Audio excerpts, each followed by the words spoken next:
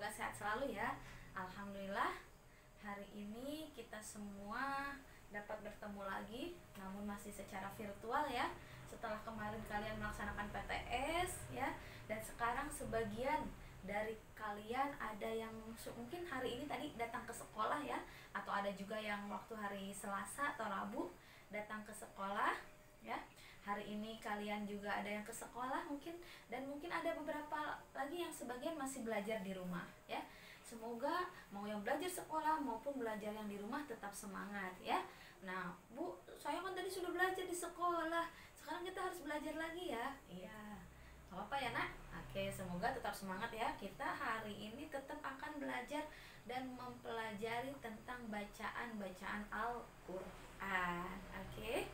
Baik, sebelum kita mulai pelajaran BTQ pada siang hari ini, kita membaca surat Al-Fatihah bersama-sama terlebih dahulu yuk. Semoga dengan wasilah surah Al-Fatihah ini kita semua diberi keberkahan serta ilmu yang bermanfaat dari ilmu Al-Quran yang kita pelajari. Yuk, kita bersama-sama baca surat Al-Fatihah. A'udzu billahi minasyaitonir rajim. Bismillahirrahmanirrahim. Alhamdulillahi rabbil alamin. Ar-Rahmanir-Rahim. Maliki yaumiddin. Iyyaka na'budu wa iyyaka nasta'in. Ihdinas siratal mustaqim. Siratal ladzina an'amta 'alaihim ghairil maghdubi 'alaihim waladdallin. Amin. Amin ya Allah ya rabbal alamin. Nah, alhamdulillah. Selanjutnya kita akan langsung membahas materi ya nak.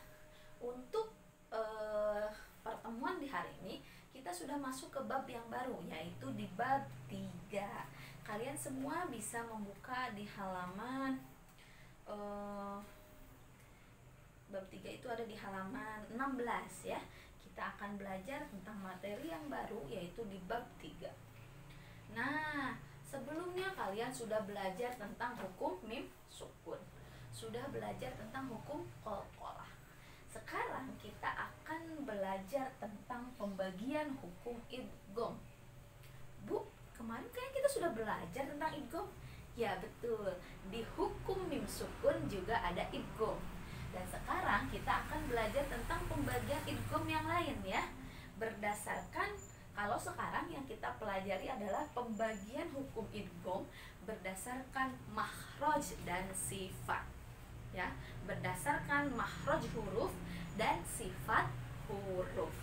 Nah, kalau di bab 1 kita sudah belajar hukum idgham yang masuk ke dalam kelompok mim sukun. Ya, ada idgham mimi atau idgham misli atau idgham mislain ya. Nah, sebenarnya yang akan kita pelajari mirip juga ya. Pembagian hukum idgham yang akan kita bahas di bab 3 ini ada 3 ya. Pembagian hukum idgham berdasarkan makhraj dan sifat itu ada 3 ya. Ada idgham mutamasilain, ada idgham mutaqaribain, dan ada idgham mutajanisain ya. Itu nanti kita pelajari. Sebelum ke pembagian idgham, Bu Lasri mau menjelaskan dulu apa itu makhraj, apa itu sifat. Ya. Pernah dengar kan makhraj? Ya, makhraj itu tempat keluarnya huruf. Bagaimana keluar huruf A? Bagaimana keluar huruf Ba? Bagaimana keluar huruf Ta? Bagaimana keluar huruf H, Ja, Ya? Nah, semuanya tempat keluar hurufnya berbeda-beda. Ada yang tahu nggak? Ada berapa tempat keluarnya huruf? Nah, salah satunya ada bibir. Nah, terus pangkal tenggorokan, ada tenggorokan, ada ujung lidah ya. Nah, itu beda-beda ya makhraj itu. Kemudian sifat juga ada yang sifatnya berdesis, hamas, ada yang jahat ya, harus jelas. Terus ada yang sifatnya apa? Pernah dengar sifat-sifat huruf? Mungkin beberapa teman-teman yang sudah belajar di kiroati kan sepertinya sudah belajar, ataupun di tilawati sepertinya sudah belajar. Oke, kita tidak akan memperdalam tentang makhraj dan sifat huruf karena ini nanti ada materinya tersendiri. Mudah-mudahan insya Allah di kelas 6 kita bisa membahas tentang ini ya. Nah, oke, kembali ke pembagian hukum idgham. Ada 3 ya di bab ini, tapi kita akan belajar yang pertama dulu. Idgham mutamasilain. Sebenarnya idgham mutamasilain ini sama seperti idgham mimi, sama seperti idgham misli, sama seperti idgham mislain ya. Nah, kalau sekarang penamaannya idgham mutamasilain ya. Nah, apa sih pengertian dari idgham mutamasilain?